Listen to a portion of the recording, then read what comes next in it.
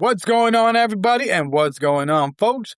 My name is David, and I'm your legendary host of this legendary podcast, the D-constructingTopic podcast, where we grab a topic and we kind of deconstruct it the D way, because we talk about a little bit of everything: life, politics, history, all in between, whatever the case might be. We talking about it, and today we got a good little historical episode for those people out there that for some reason have always envisioned themselves being one of the greatest pirates of time. It isn't that hard thing. I don't know where that came from, but it is what it is. But listen, I know a lot of people who have, if we know, for many years, the series Pirates of the Caribbean, the movie series with Jack Sparrow, Jack Sparrow. Trying to do my Jack Sparrow thing. I should have watched that movie before, but the movie does depict, how can I say, some characters there that day. Listen, some pirates there were known pirates. So, but today we're talking about something different, a pirate that many people might not know if you're into the whole situations where, again, Pirates of the Caribbean, all that good stuff.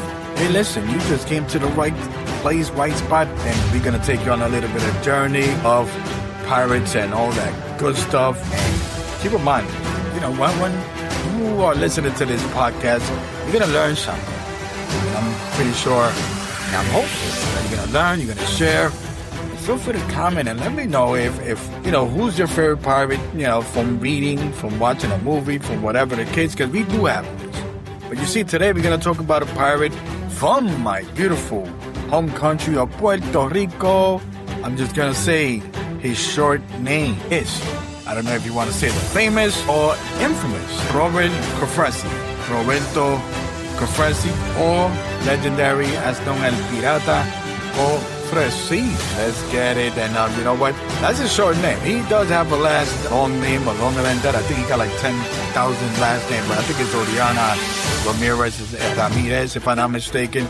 And this gentleman, Robert Cofresí, very known pirate and the most famous pirate in Puerto Rico. As you already know, we got the little Pirates of the Caribbean thing going on here. Let's go. Born in 1791 and was executed in 1825, because sadly, a pirate's life, it's a pirate's life.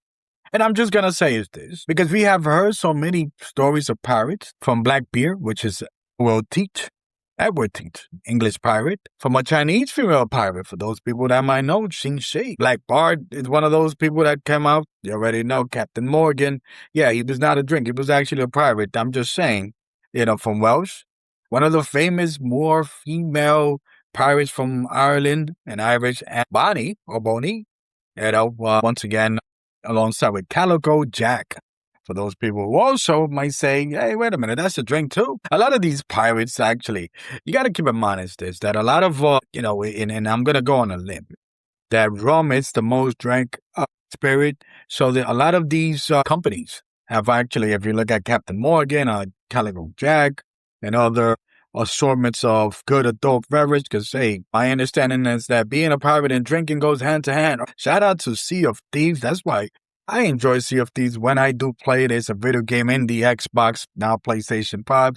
It is a game that you play with your friends. I'll be honest, it's a little difficult to play by myself or play alone. So if you got some friends that you want to tag along with, and you download Sea of Thieves, beautiful game. And that's the reason why I'm doing this episode, because one of my brothers-in-arms, he have kind of like, okay, he did not know about this story, so shout out to him about Robert Cofresí. So let's talk a little bit, because, hey, listen, I did kind of mention, Calico Jack, which is John Rackman, English pirate. It's one of those situations where Jolly Roger flag, and then the scores and all that. Every pirate that have existed, or at least have people know, whether it's Henry, whether it's also William Kidd, or one of the most famous, Sir Francis Drake. The fact that a lot of these pirates in the modern world, I've always been talking about, because they are good stories, crazy story. Because you got to keep in mind, in the Caribbean, which consists of many countries, many islands, from my island, my beautiful country of Puerto Rico, to the Hispaniola, which is, Dominican Republic and Haiti, Cuba, Jamaica, and so on and so forth. Trust me, that just area is just full of wealth when it comes to pirates. Cofresí, Robert Cofresí, from 1725. It's very notorious for, hey, listen, fighting the English, the French, doing that.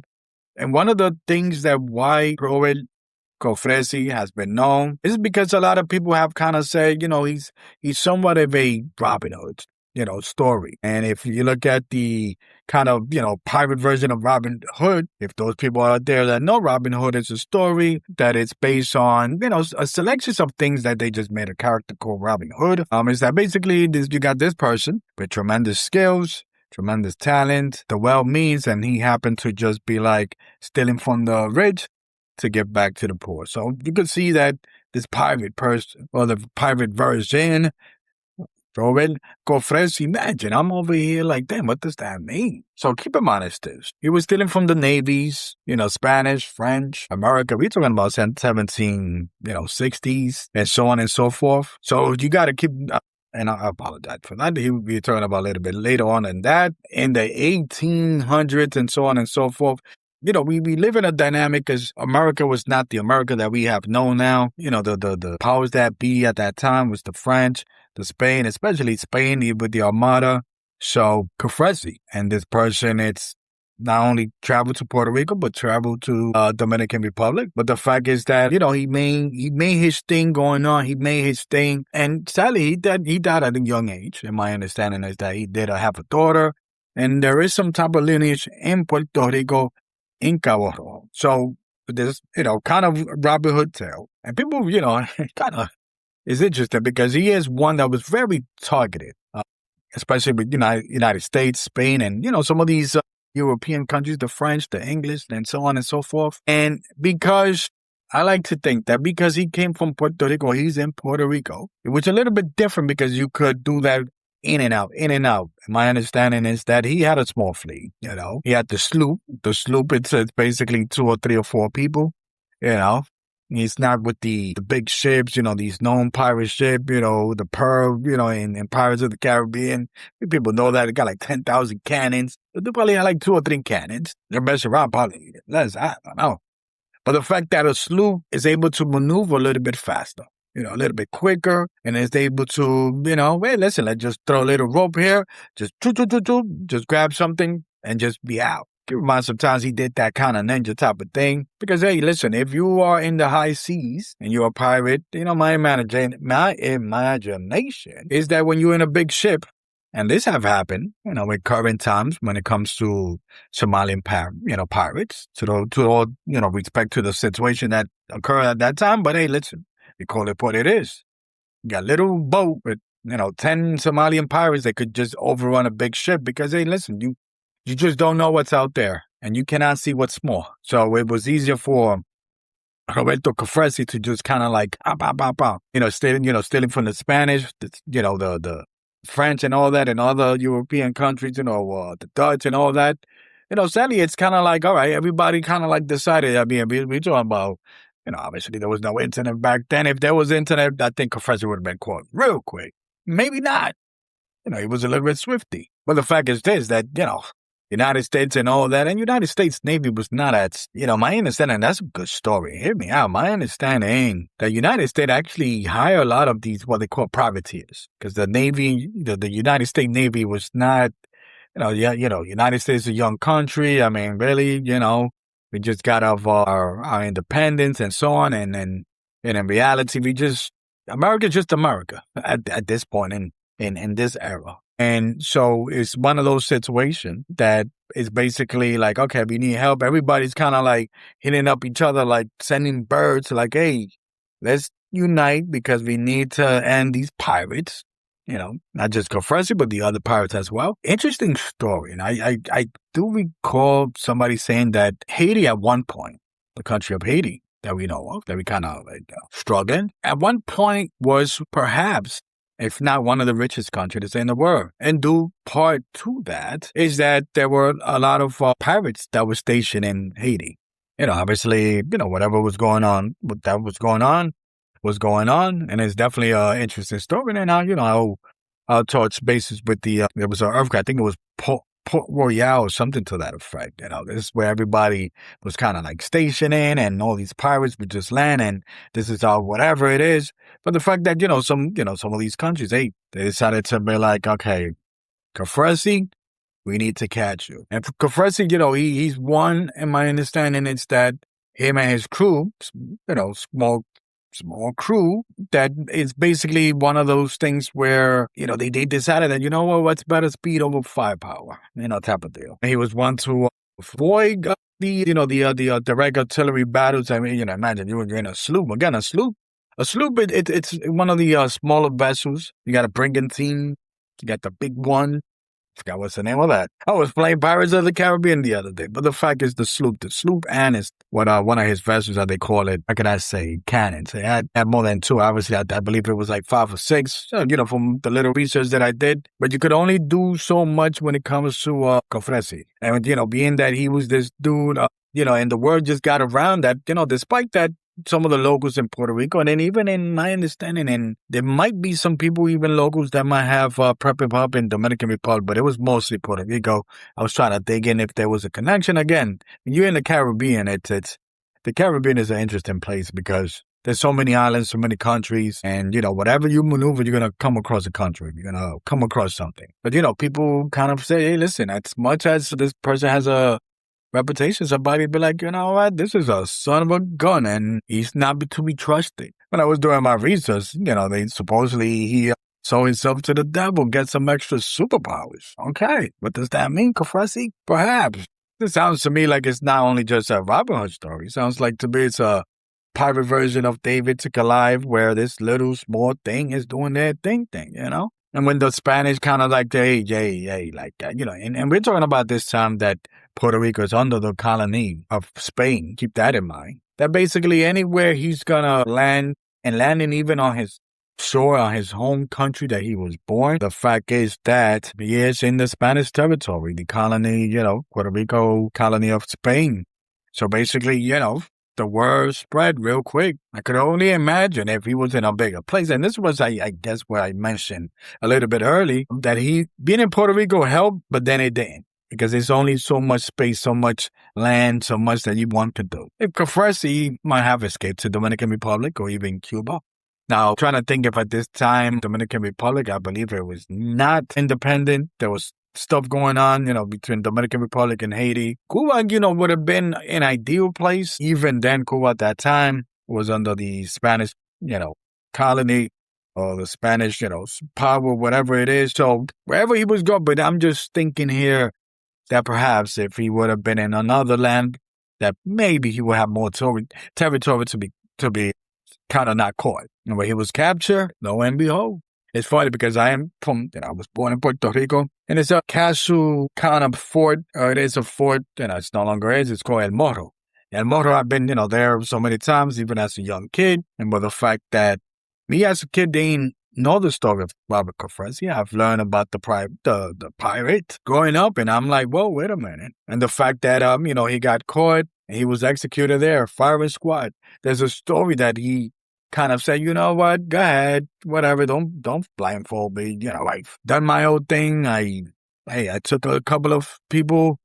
Hey, why not? I got you. Do your thing. Go ahead, fire, boom. So we don't know where Cofresí's at the moment. We don't know his body. It's always kind of a little bit rumor or kind of like a folklore that he's in Santa Maria Cemetery in San Juan. A beautiful cemetery. I mean, a lot of people pass by there, but because it is a cemetery, people like to either respect, because you can go there and not be that tourist. If I'm not mistaken, I believe it's just that, they're no longer burying people there. But there was just no, cemetery at that time. But because it was a Catholic cemetery, and this is a person that did, these crimes, that they, will kind of put them somewhere else. And that's where, for those Cofresí enthusiasts out there that want to know, that it's somewhere around there, somewhere in San Juan, but we don't know. He could be all over the island. He could be in another island. We don't know. He could be under the sea.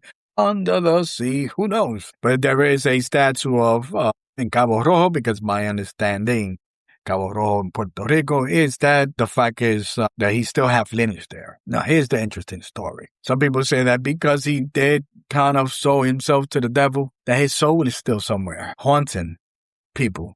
And one of the ones that they're talking about, because my understanding that supposedly he had hidden treasure, and it would be like La Isla de la Mona, on one island of Puerto Rico. That means he might have hidden treasure there. Now, I try to stay away from certain information here, but just the fact that, hey, listen, some people have said, hey, that they just felt like, hey, I saw something and sing it.